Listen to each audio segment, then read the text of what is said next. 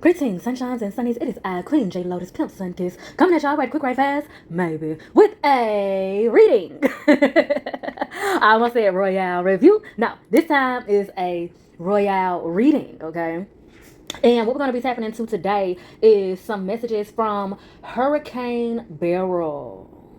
And if you are in any way affected or impacted by said hurricane, I bid you all an abundance of light, love, healing, liberation, protection, and providing for. And without further ado, we're going to go ahead and get into the specificities of these cards. Now, this is going to be a multi-parter house and never for this particular video. We're going to stay focused on just some quick general messages from Hurricane Beryl itself. Now, the name Beryl is a unisex name, and it also can be considered a gemstone. Now, the name of the gemstone mineral is spelled Beryl, while the hurricane is spelled Beryl. Howsoever, the two can still coincide. Now, the gemstone is a green one that is reminiscent of the gemstone emerald. Okay, they have qualities alike. One may come from the other and vice versa, all that.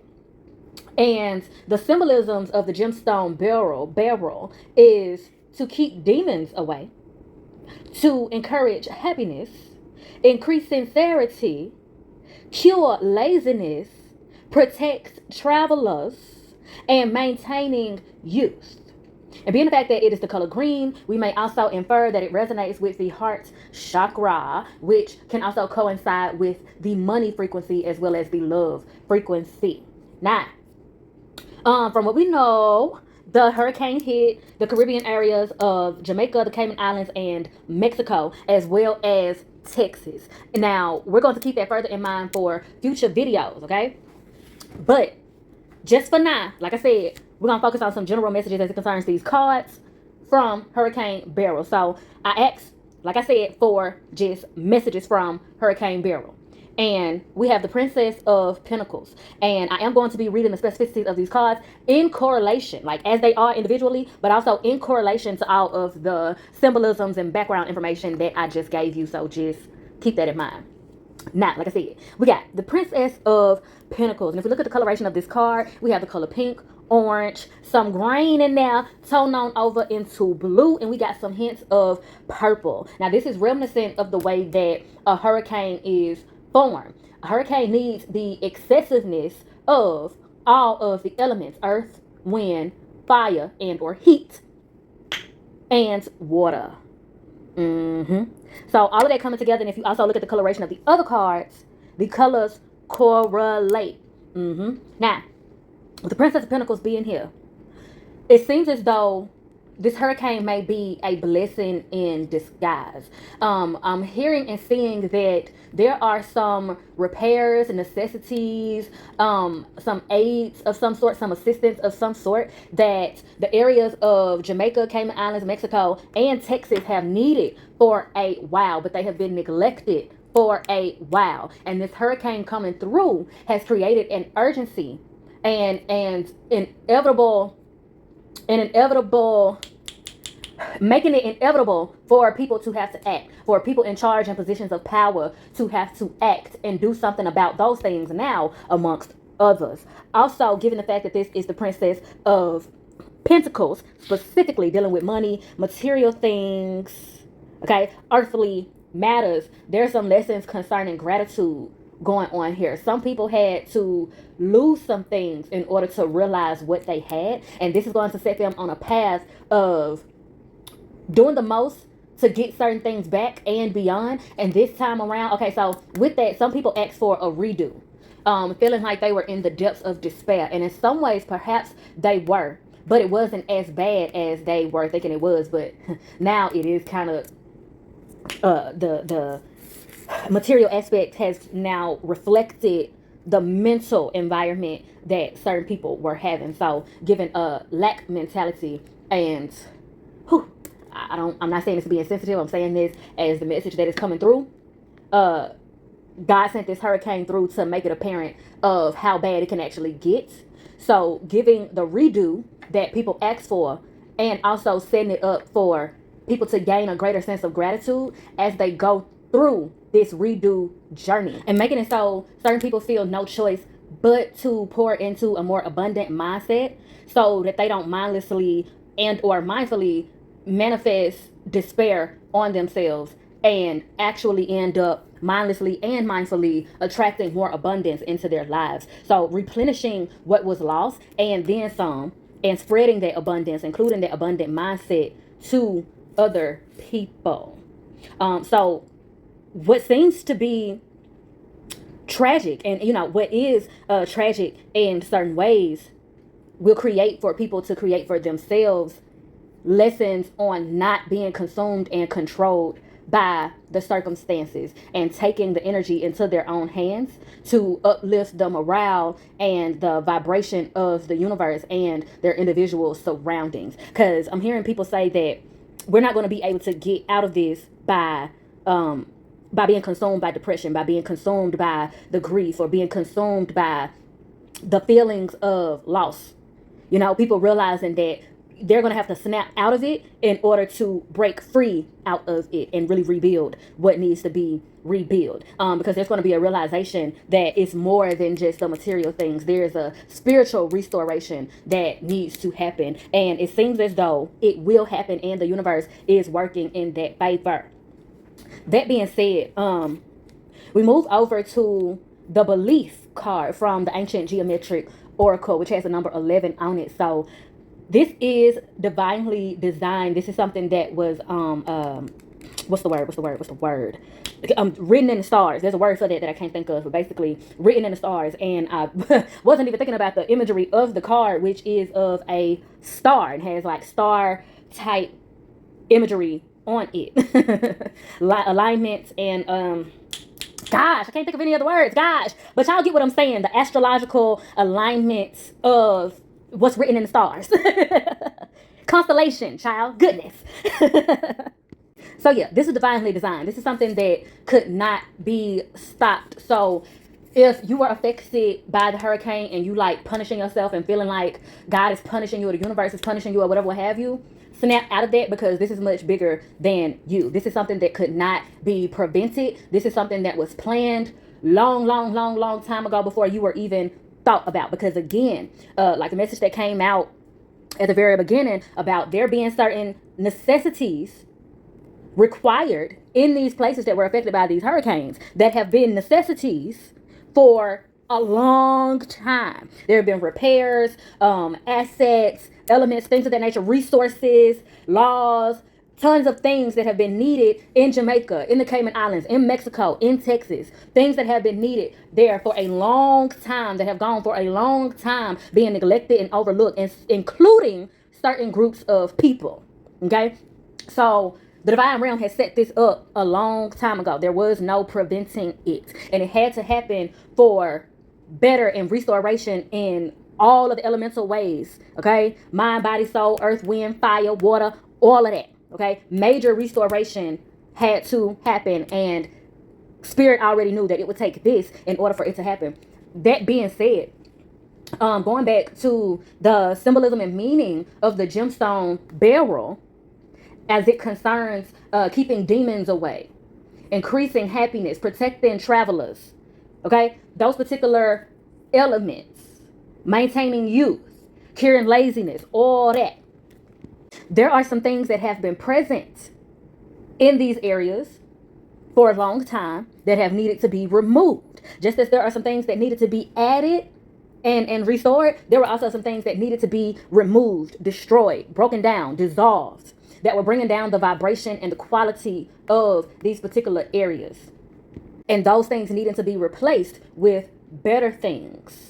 And we'll get into more of the details of what those things are when we get into the other videos. I'm going to read off the description on the belief card. The frequency of belief supports our sense of self-worth based on our gifts and talents and a strong connection to source. So that goes back to what I was saying about this also coming into play for people to start thinking beyond and reprioritizing beyond material needs and material values, and reforming their relationship with source, with spirit, with the divine realm, the most high, as well as the elements. And with that being said, I just heard global warming. The earth is trying to heal itself. And this hurricane is coming through with the message of help me. Help me, help you, help me, help you. So that being said, certain things that were destroyed and just certain circumstances that this hurricane has came through and created is forcing people to go back to certain methods of doing things that will inevitably help restore and heal the earth, which will inevitably help us on the back end, because a lot of people don't realize that humans are codependent on the elements: earth, wind, fire, water. Earth including plants, trees, grass, flowers, herbs, fruits, vegetables, roots, the soil, okay? The water, taking care of the water, taking care of the heat, okay?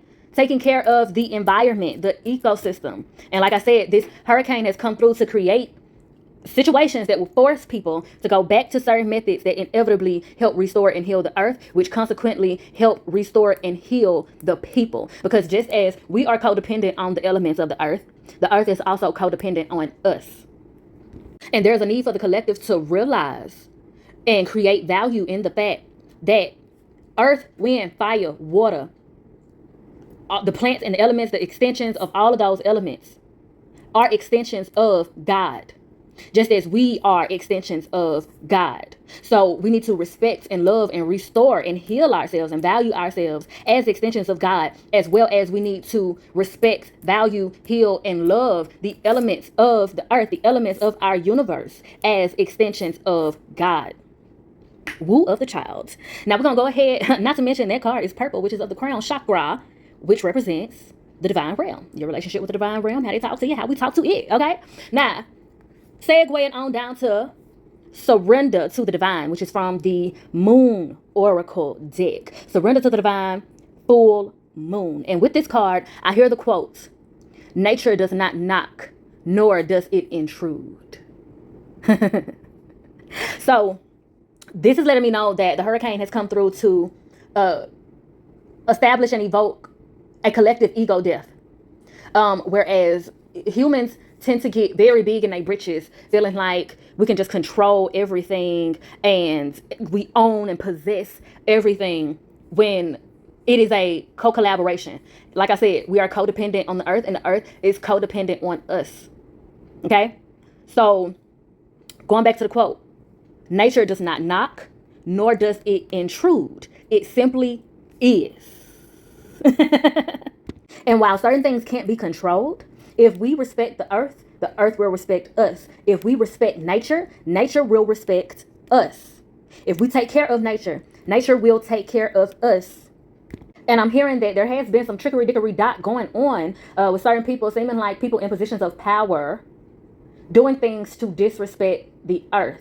Doing things, I'm hearing playing God in some way, disrespecting Mother Earth.